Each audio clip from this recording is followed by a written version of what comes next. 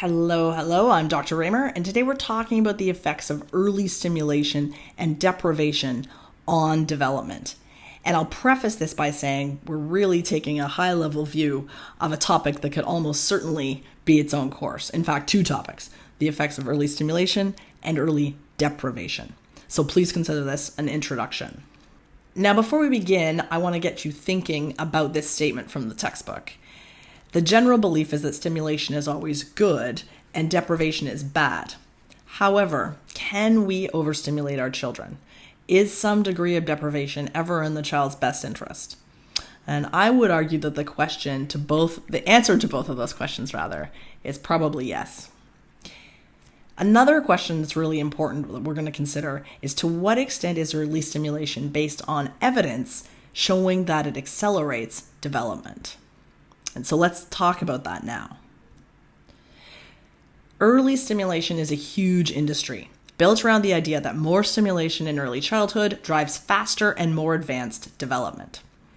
Now, this logic is applied to every developmental domain, and it's applied to sell every kind of product you can think of. Software, toys, exercise programs, swimming lessons, organized sports for children, music lessons, and so on. In reality, very few approaches to early stimulation have been shown to enhance or accelerate normal development. Many toys and many programs have been marketed under the premise of early stimulation and are based on prevalent neuromyths. And this case study that we're going to examine of this is the case of Baby Einstein, an American company that made videos that were marketed to parents under the guise of making babies smarter. So what's a neuromyth? Well, it's a commonly held misconception about the brain, often generated by a misunderstanding of facts. Here's 3 common examples.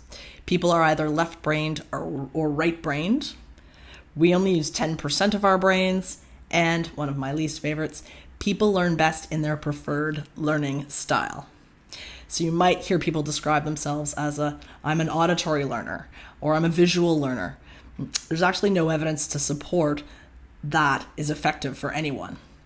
People have a preferred way they might like to learn. That doesn't mean it's the best way for them to learn. So these are all examples of things that are ideas that have been debunked by data. Now, those are problematic, but there's even more problematic examples. One is neurological disorders can be caused by adverse reactions to vaccination. That's a hugely problematic neuromyth.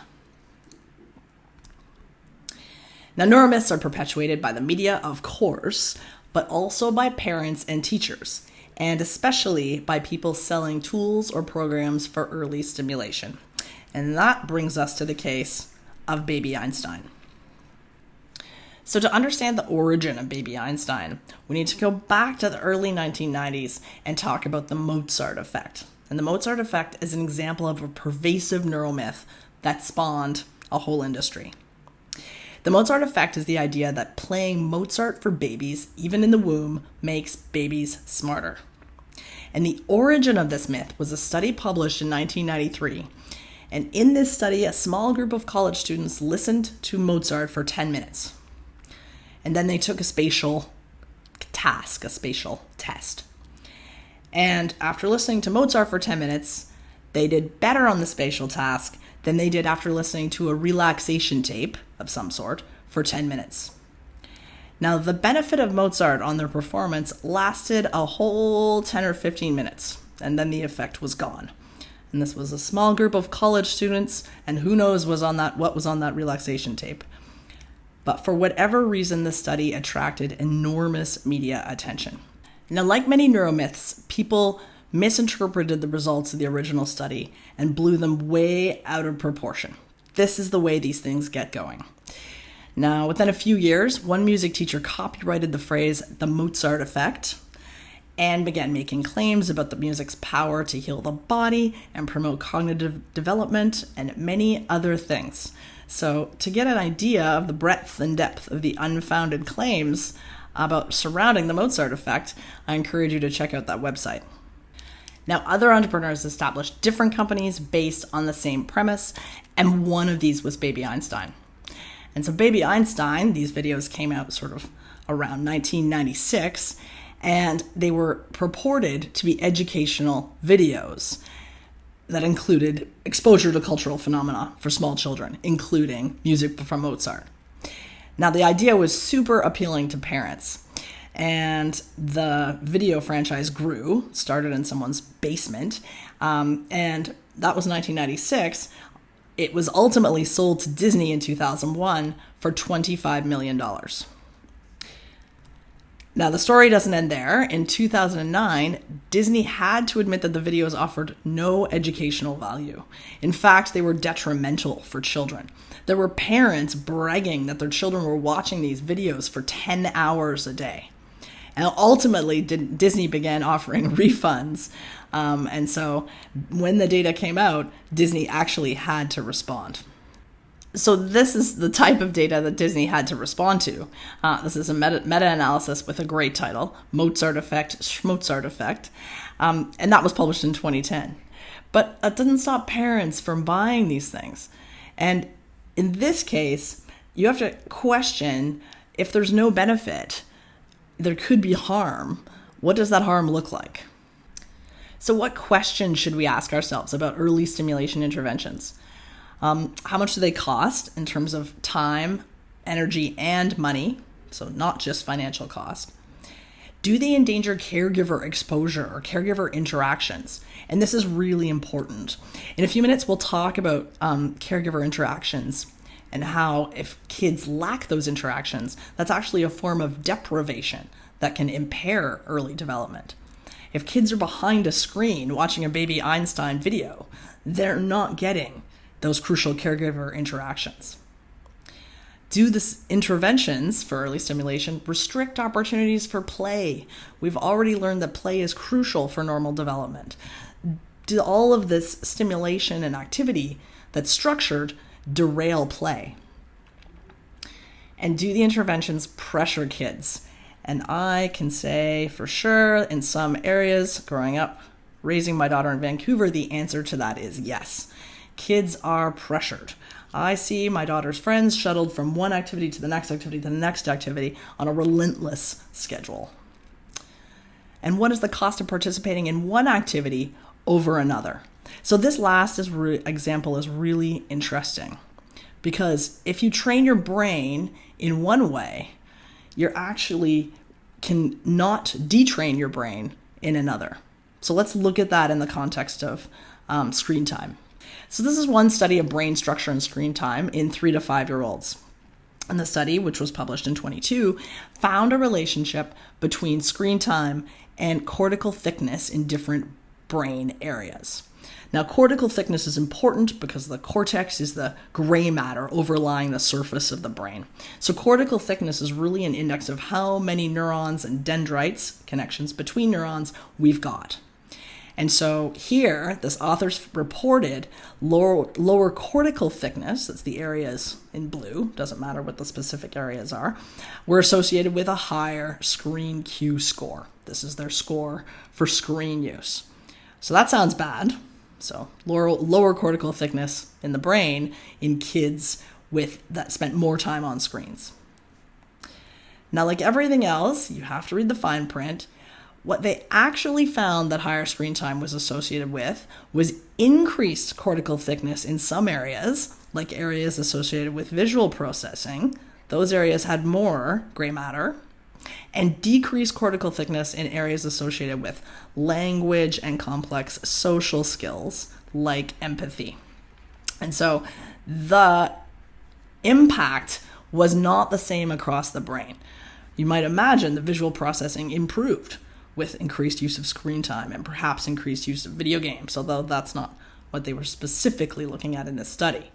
But there was a cost to that. So the time spent on screen, although this was a correlation, not a causation, was associated with less gray matter in these areas that underpin these affective domains. So far we've talked about a lack of definitive data demonstrating that early stimulation is really beneficial for development in children proceeding along a typical developmental path. The most compelling data on early stimulation actually demonstrates improved outcomes for children with special needs. So for children who are developmentally delayed, early stimulation intervention is effective. This is a review article published in 2023, and it summarizes data demonstrating that in children with autism spectrum disorder, there's many physical interventions that have been shown to improve not only motor skills, but also cognitive and social skills. So talking about interventions like swimming, horseback riding or equestrian interventions, martial arts, and sort of a modified form of basketball, talking about how these motor stimulation interventions actually improve development across all domains. And the case is similar for children with other conditions. This is about autism spectrum disorder. And it shouldn't be surprising because we already know that these developmental domains interact with one another. Now, another example of a wildly popular early stimulation activity is swimming lessons for infants and very young children. Now, this is a surprisingly controversial topic, and so there's many experts that think swimming lessons pose more risks to young children than value. In Vancouver, if you want to register a baby for a swimming lesson, I'll tell you have to be up at 6:30 in the morning, fingers hovering over the keyboard like you're buying tickets to a big concert. It's that competitive. It is ridiculous. I did it. Many parents do it. I don't know why I did it. It was fun, it's sometimes cute, but often kids poop in the water, which is less cute. Anyway, the most important point and the biggest potential risk is that swimming lessons do not drown-proof very young children. They offer absolutely no protection for drowning in children less than 1 year of age. And so the biggest risk of a swimming lesson or a swimming program is a parent coming away with the impression that their small children can't drown in an unsafe situation, like open water. And so that's, in my mind, the absolute biggest risk. And there's some other smaller risks that are somewhat controversial. Sometimes kids get ear infections. Sometimes kids get infections from contaminated water, as I've already alluded to. Now, the recommendations for teaching young children to swim are logical. Touch supervision, that means you hold on to the child. That's what that means. Swim diapers, very important. Water's warm, so baby doesn't get hypothermic, and focus on fun. We're not here to become Olympic champions, right? Or to prevent drowning. So now we're going to switch gears and talk about early deprivation. And while the evidence to support the benefits of early stimulation is controversial at best, evidence to support the detriments of early deprivation is much more abundant. So there's widespread consensus that early deprivation impacts all domains of development. So deprivation is defined as insufficiency or absence of what is necessary for development or for life itself. There's a few important things about deprivation. So deprivation is not necessarily synonymous with neglect. Neglect is a term that's used less and less because of stigma associated with neglect. Neglect implies willful neglect, certainly in its legal definition. And deprivation can occur unintentionally in any family home. So this is a really important point. It often occurs by accident. And it can occur in any home, irrespective of income, level of education, or any other metric of social status. Deprivation often occurs in family homes without abuse. So abuse is one type of deprivation because it's a deprivation of safety, but it's not the only type of deprivation. And deprivation is very likely to occur for children or foster care or institutional care. And this is especially true if children are moved from one foster care placement to another throughout their lives, which unfortunately they often are. Now, deprivation can occur via multiple mechanisms, but there are sort of two major categories that I think about deprivation in. One is inadequate attentive care or touch or caregiver responsiveness. And on a related note, a disruption in parent-child attachment for various reasons. So that's kind of one group. And the other group is sort of the more obvious type of deprivation, and that's maltreatment, like physical, emotional, and sexual abuse, or a chaotic home environment and or family violence. So these maybe are the sort of more obvious categories of deprivation that we think about right away, but there's also sort of seemingly innocuous but still really important in terms of development types of deprivation. Now, a critical element of early deprivation is caregiver responsiveness, and this is described as serve and return interactions.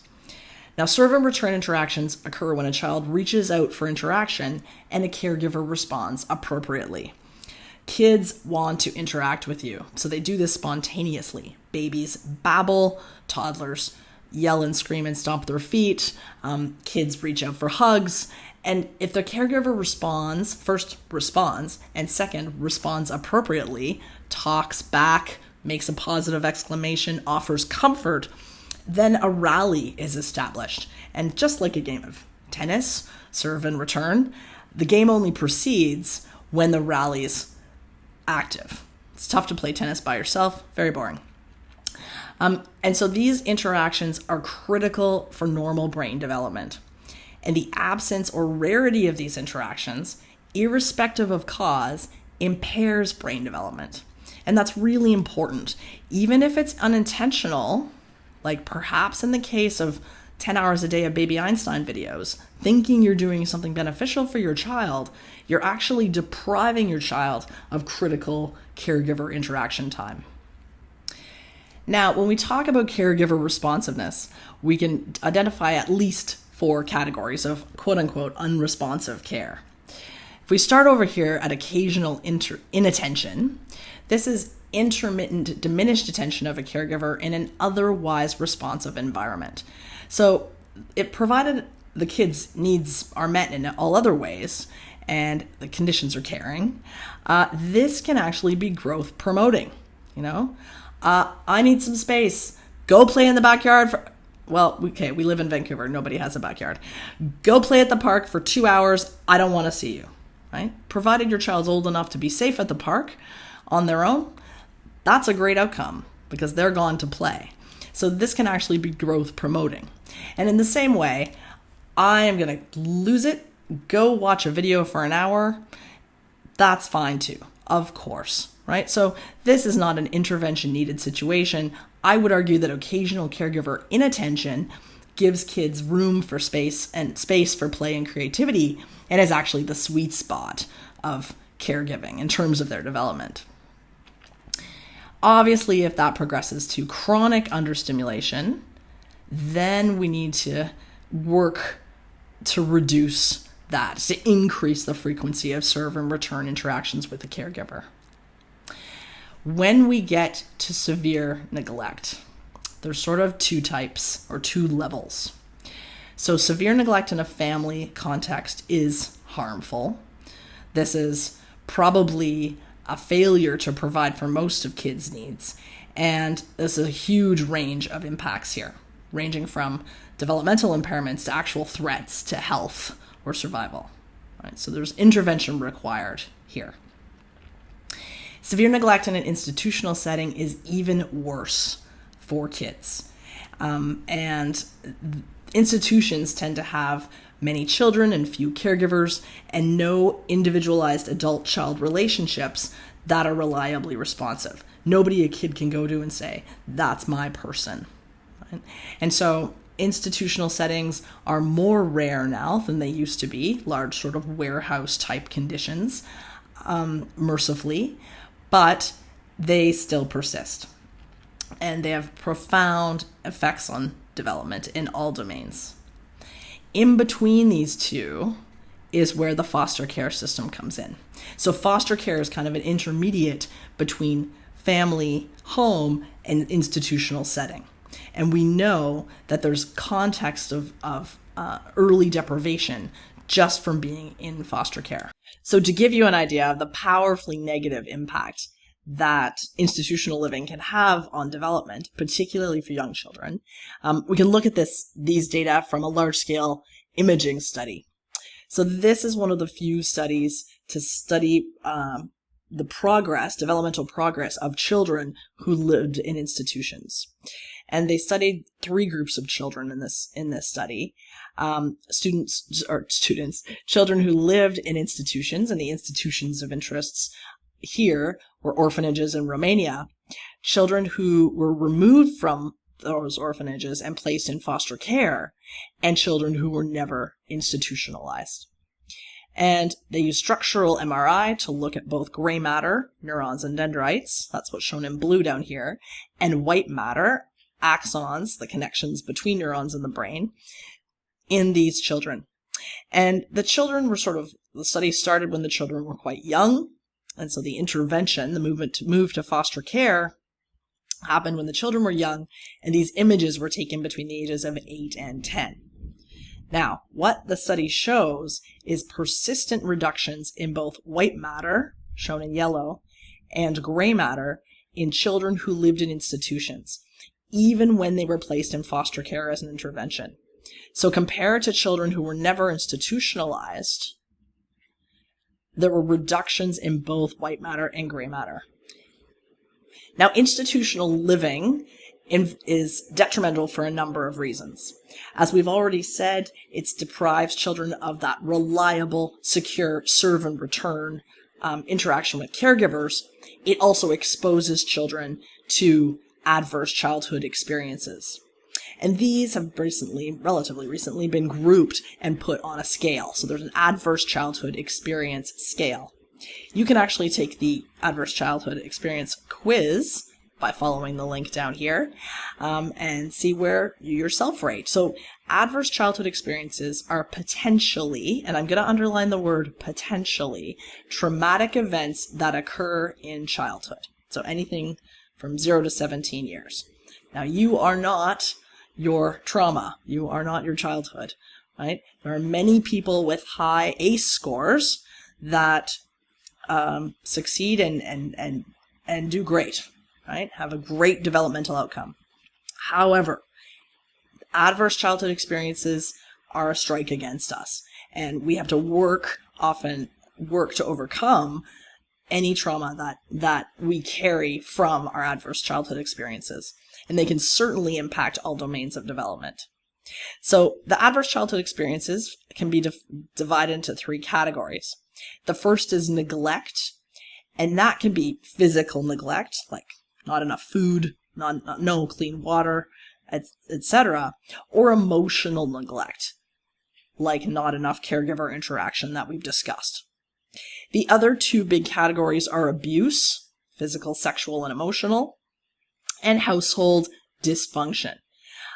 Household dysfunction sort of is a bigger category that includes things like parents getting a divorce, mother or another primary caregiver being exposed to domestic violence, and having an incarcerated relative or living with someone with mental illness or substance abuse. So that's the experiences in that category. Now, ACEs are common. So before you take the quiz and freak yourself out, like, I have ACEs. In a recent study, about 60% of Canadians report having at least one adverse childhood experience. However, the impact of ACEs is cumulative. And this infographic has always stuck with me. So 1 in 100 people with 0 ACEs attempt suicide. 10 of 100 people with 3 ACEs attempt suicide. And 20 in 100 people with 7 or more ACEs attempt suicide. So high ACE burden, 2 of the biggest risks are suicidality and addiction. And this is just something to keep in mind. Now, depending on the timing, the frequency, and the presence or absence of interventions, as well as many other factors, ACEs have the potential to impact multiple biological processes and thereby impact development. And so this slide summarizes, a couple of the big ones. Gut microbiome is a big one. Brain structure and function is another. Immune system function is another. And this includes, the impact of ACEs can include epigenetic changes. And epigenetic changes are the ones that facilitate intergenerational transmission of adversity or intergenerational transmission of trauma. Now, ACEs and time spent in institutions and foster care are related. People who've been institutionalized and spent time in foster care have higher ACEs scores on average. And to summarize a large body of work, institutionalization, living in foster care, and increased ACEs score are all associated with an increased risk of delays across developmental domains. Now, I underline this word risk because there's every indication that these delays can be rescued, right? ACE score and these other early childhood exposure events, they create vulnerabilities. They don't create certain developmental outcome. But this is when we create increased risk, we have to create increased interventions and support. That's how we ensure normal development is achieved. Now, I don't want to do this topic short shrift, but I also don't feel equipped to speak knowledgeably about it. So I'd just like to encourage you to think about it. The Canadian residential school system was a recent and widespread example of early deprivation and institutionalization and abuse. And I invite you to consider the impact of the residential school system on the development of children who were themselves institutionalized and whose parents and grandparents were institutionalized and abused. And I just want to leave you with that thought, this relatively recent event in Canadian history that profoundly impacted the development of generations of people.